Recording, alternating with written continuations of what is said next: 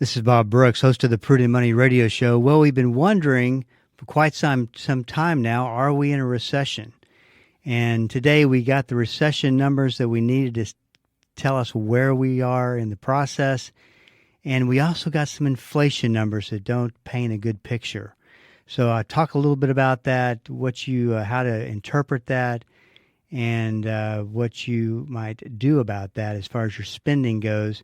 But if you have any questions today, you can always go to the website at prudentmoney.com and send them in, or just send an email to info@prudentmoney.com.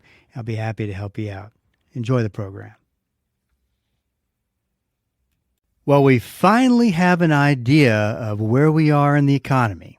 Today we're going to take a look. Stay tuned for Prudent Money.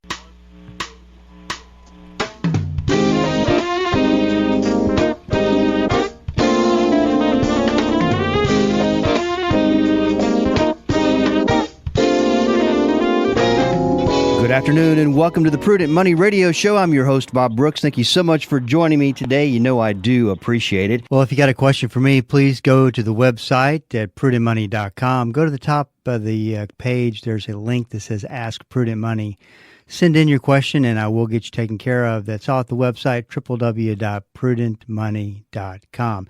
And yes, I do answer all these emails that come in, and we do make sure that you get the answers that you need to help you move forward. If you did send something in and didn't get a reply, please go to the spam filter, maybe if it's there, or give us a call at the office there on the website, and we'll get you taken care of all at prudentmoney.com. Well, we've been speculating for quite some time now as to what kind of condition is the economy in.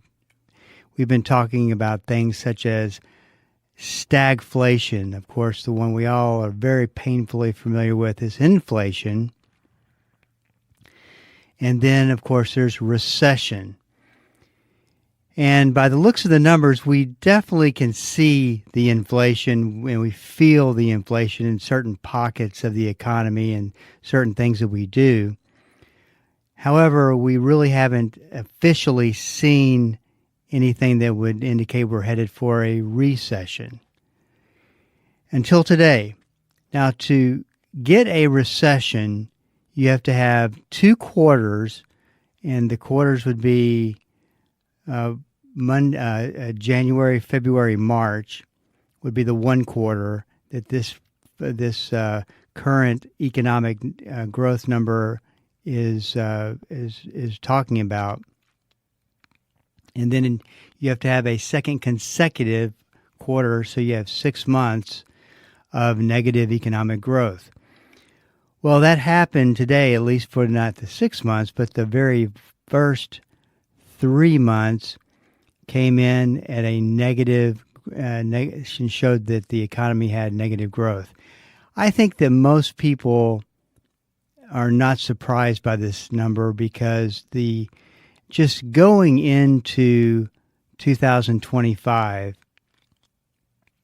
and actually let's jump back to 2024. The last, 6 to 8 to 9 months of the economy, things were definitely slowing down under Biden's watch, and not a whole lot was happening. So the market, the economy, even though it was producing growth, it still acted as if there was a problem and it was slowing down. So the economy didn't get any boost or anything, and that's typically what happens when you switch presidents, like we did in January. However, a lot of the tariff issues and all that didn't help any. The consumer actually continued to spend money, which is a surprise. And I would suggest that if you considering the consumer spending is 75%, makes up 75% of economic growth, if we would have had a negative number in consumer spending, this would have been a much worse number. But it came in at negative 0.3%, and that was of course about the growth, negative 0.3%. Now, let's look at the other side, which is inflation, because now we've got to be able to, in most cases, in fact, this is the first one where we're really looking at what's the impact on inflation and what's the impact on growth, because that spells stagflation, and we've been talking about that. It's when you have negative growth, a recession, and you have inflation and numbers and higher prices. Well, the Personal Consumption Expenditures Price Index, which is the Federal Reserve Board's preferred inflation measure, posted a 3.6 gain for the quarter, up sharply from the 2.4% increase in the fourth quarter. And then they look at the core personal consumption expenditures, and that was up 3.5%. That is the same number, but they exclude food and energy. Believe it or not, there's a case for doing that. And that's what they like to look at. What is everything else doing besides the two areas of the economy that generally will be a little bit more volatile? And that's what you're seeing at the grocery store. And, of course, we're really not seeing it at gas. The cost of gas has really been down. So the core PCE was 3.5%. So you literally have negative growth and inflation at the same time. We would have much rather seen the inflation numbers down, but we saw them gain. So that's not good. Not a surprise. And the one pretty consistent concern coming from economists is that this was a negative growth story. There's just no growth in the economy. And you look ahead, and I would almost say for sure we are looking at a negative second quarter, which would be officially in a recession. So what comes from that, who knows? In President Trump did post something on Truth Social. Of course, he posts a lot of things, but he's trying to do a little bit of damage control. Says that he did not address the negative growth number specifically, instead referring to Biden's stock market, not Trump's. And Biden's stock market was actually pretty good. As far as definitely the last 2 years, it was outstanding, and then the market got what we call a Trump bump and went up because of the elections. So don't think that one's really applicable to this situation. But he says that tariffs will soon start kicking in, and companies are starting to move into the U.S. in record numbers. Trump wrote, "Our country will boom, but we have to get rid of the Biden overhang." Let's stop and talk about that, because he's going to make a big deal about that, because that is one way to spin this. But the problem with the Biden overhang is that you kind of count that in the first quarter, and then going forward, it's all, whatever happens is under President Trump's leadership. So it'll be interesting to see what he says going forward. He says our country will boom, but we have to get rid of the Biden overhang. This will take a while. It has nothing to do with tariffs. It has everything to do with tariffs. The tariffs are the problems. Only that he left us with bad numbers. But when the boom begins, it will be like no other. Be patient. I don't doubt that, here's kind of where I sit with this. I don't doubt that if you cleaned up the economy, cleaned up politics, ton of spending that shouldn't be taking place, irresponsible spending, and you got everything, the problems taken care of, we could have a boom economy. Even best case boom economy is probably not going to happen on his watch, because companies don't just move into the USA in record numbers. It takes time to move a company from point A to point B. It takes planning and effort, and I mean the list is long. So unfortunately, it will be. I think it will be the following president that gets the most credit for the boom, because it's probably going to happen in that term. Maybe not so much in President Trump's term, even though I think he'll have some victories along the way.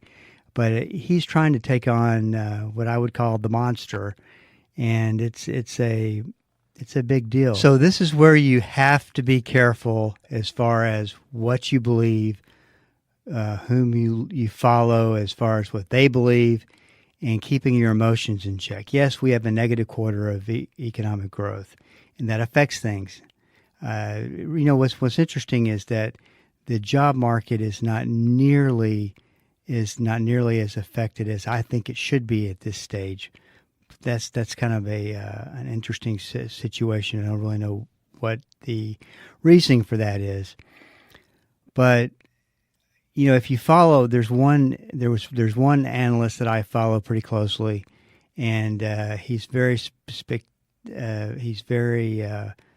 gloom and doom in most of his posts, and he's been predicting an economic collapse for a long time, and he says it's happening. And you could read that and get concerned, worried, scared, whatever fearful word that you want to use. But I don't think that negative 0.3% decline in growth is an economic collapse, nor do I see us heading towards one, unless this tariff thing just completely falls apart. And it definitely could, but there's a lot that I think that has to happen before we're talking about economic collapse. And we're talking about a third world country, and this guy, he has some pretty entertaining things he writes, but you really have to jump on the gloom and doom truck to support what he says. Then I like to take a look at what President Trump is saying. I thought that yesterday's, and if you didn't watch it, just as a little bit of a recap, I thought yesterday's first 100 days was supposed to be a celebration. It felt more like an obligation to do the interview. It was very combative, and there was very much the blame game, and it seemed like every segment that the interviewer and Trump were going after it, which is pretty interesting to watch. But tariffs were not talked about at all. I thought that was interesting. I mean, it's a slippery slope. It was very controlled, I guess, what kind of questions that could be asked, or maybe told what was off limit.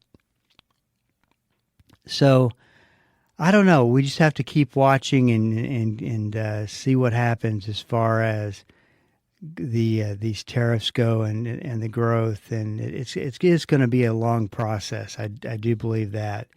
So that brings up a lot of the questions that I've been getting here, and this one really, I think, sums it up. What can I do about reducing my expenses with possible inflation coming back? Do I make changes? What kind of changes do I make, basically? And I think you've got to look at it from the standpoint, and I've talked about this many times before, is not building a budget and seeing if you're staying within your budget. You want to build a spending plan that allows you to be very fluid with your spending, and you're looking at everything. You're not putting yourself up against the wall when you have $100 more to spend in food for the rest of the month, and the rest of the month you're projected to need $400 or $500 worth of money to allocate towards food. You want to see real numbers, and you want to see where you're spending money. So start the process out by just taking a bigger glance at a kind of a global look at your spending just to see where can I definitely cut out, and make note of that. And if you can go ahead and cut those areas down, cut them down right there. Those would be areas like, the subscription services that you can end up signing up for a TV are just unbelievably as they add up, and that's a monthly charge. You might want to do an audit on that and make sure that you're not spending too much, and that's one place you can cut back. Granted, and the other thing too is don't get lost in big things that you're cutting out or little things. I think it's good stewardship to go through the process of cutting back on spending during uncertain times. So start tracking what you're spending. And this is a process. It's not something that you're going to do overnight, unless you want to go back and recap and look at past months leading up until now, how much you've been spending. But first, you want to start tracking what you're spending, and anything over $5, it needs to be tracked. And not to put you in a budget box. This isn't about a budget. This is about tracking where you're spending your money. So what happens is that once you get 12 months of data, like I said, it's a process. Because this has longer term benefits to it versus shorter term. Shorter term, you're trying to see where you can cut back today to make cash flow work a little bit better for you.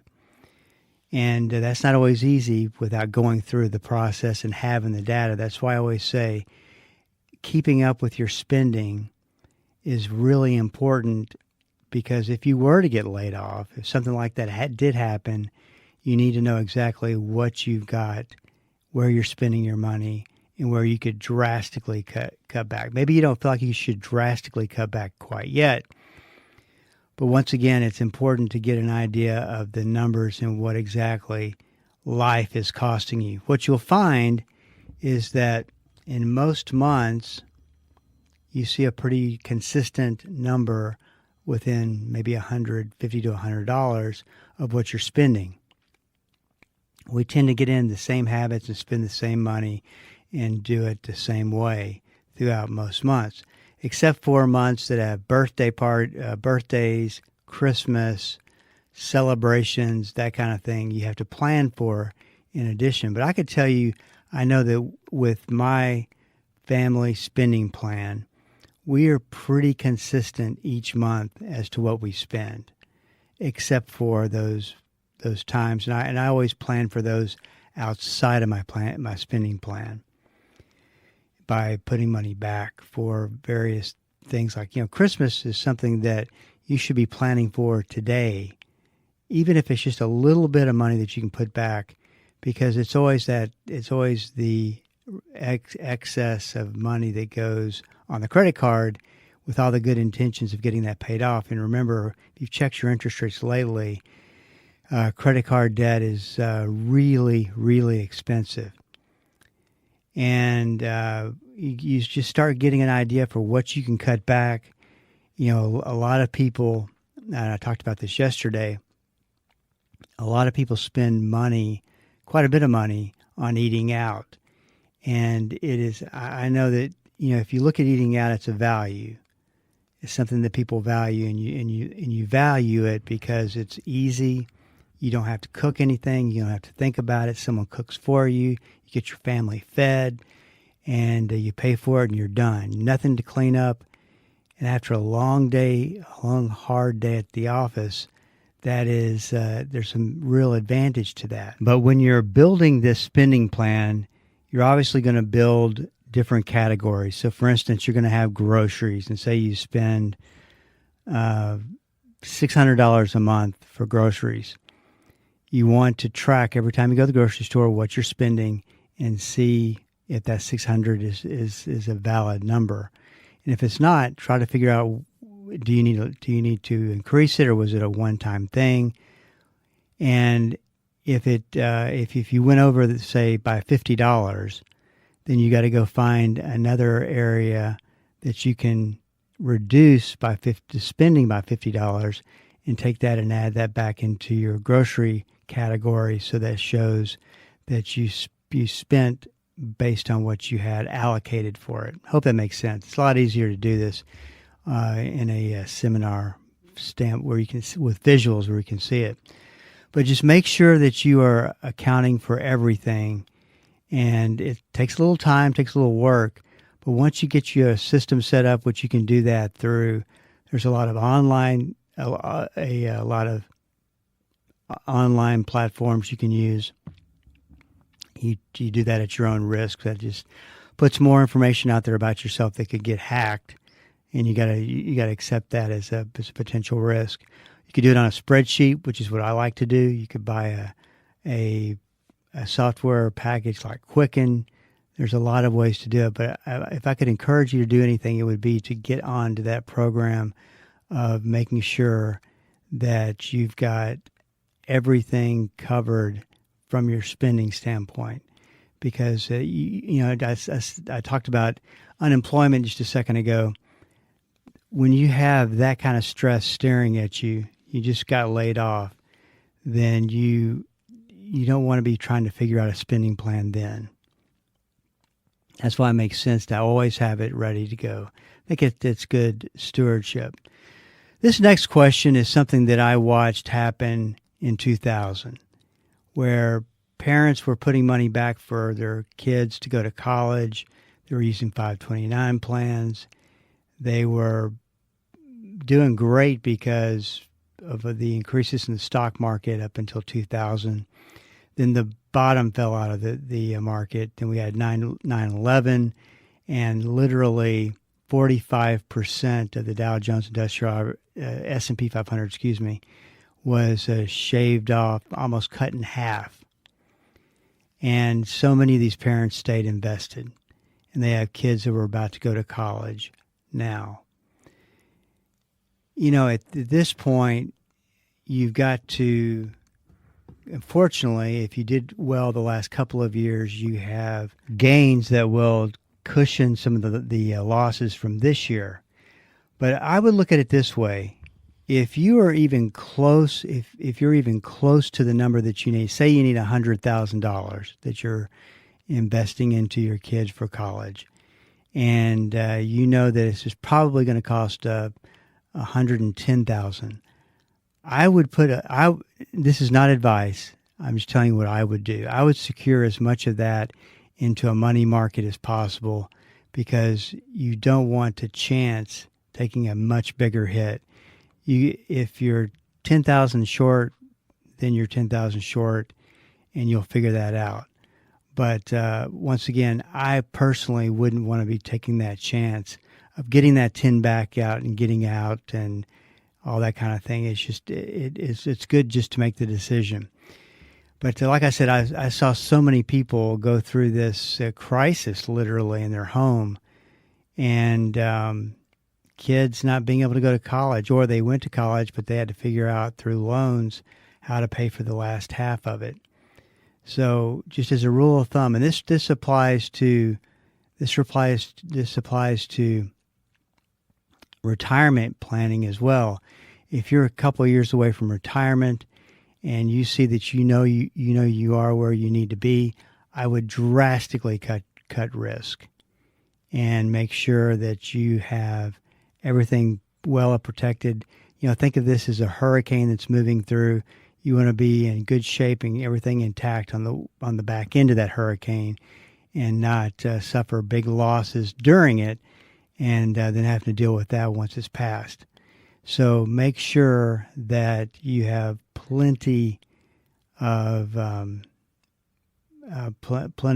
lower risk investments, and that the overall risk level is low enough to where you don't have a problem, because that is just the worst. And I saw this so many times, is people would be they would be in a situation where they would be ready to retire, then they stayed invested, went through a bear market cycle, lost half of what they had, and it's a bad situation. So not necessary if you're keeping up with your numbers and figuring out where you are and knowing that you are where you need to be.